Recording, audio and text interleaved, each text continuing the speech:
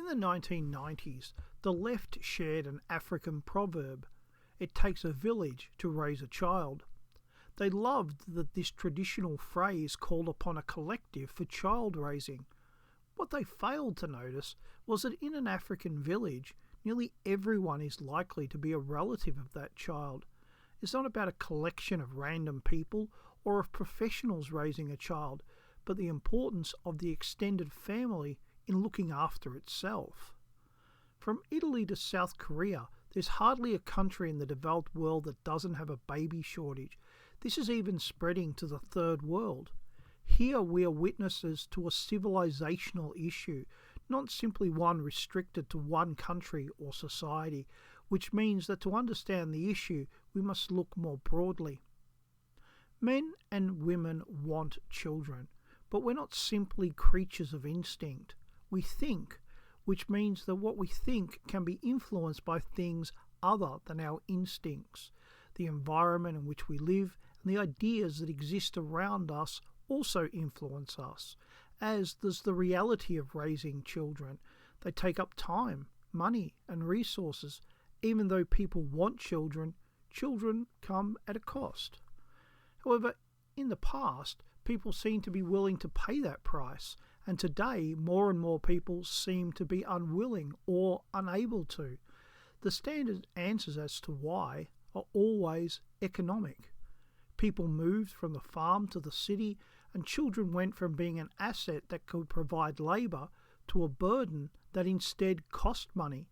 That as women became more educated, they wanted less children. Each idea suggests that these ideas are rational and logical, even that having a large family is indulgent and selfish.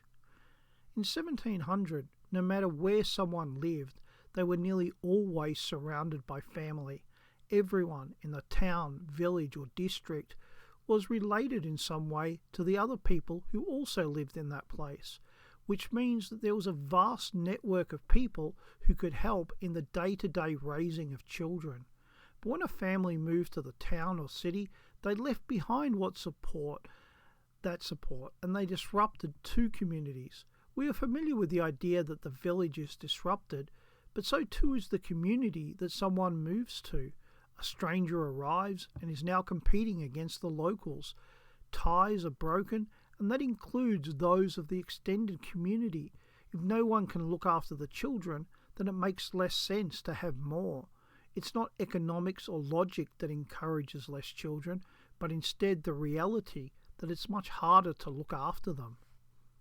There is an old saying, "Many hands make light work," meaning that if a job is done by many people, each person's share of the work is reduced.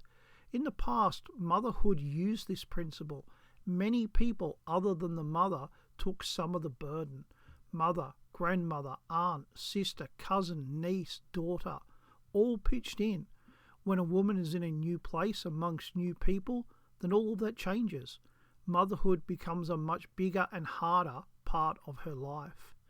We see this in modern times. A couple have a child together, and it is a very trying time for them.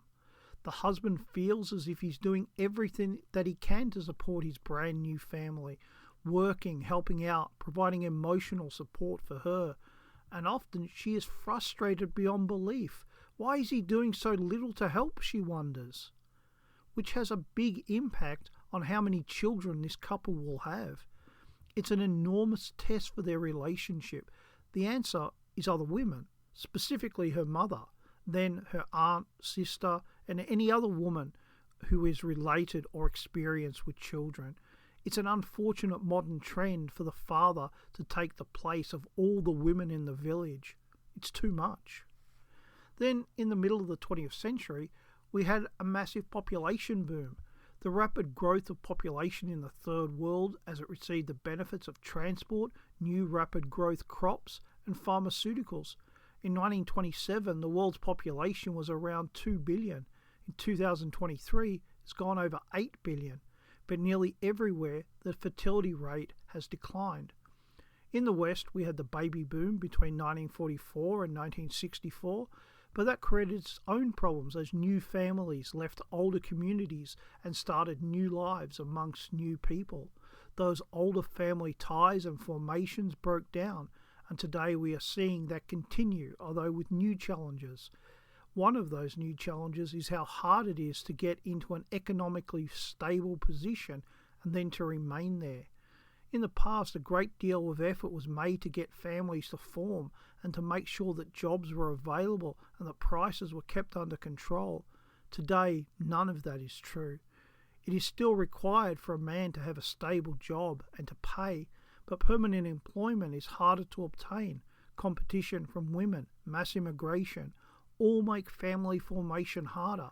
Marriage has also been made unstable. I have mixed feelings about the fertility decline.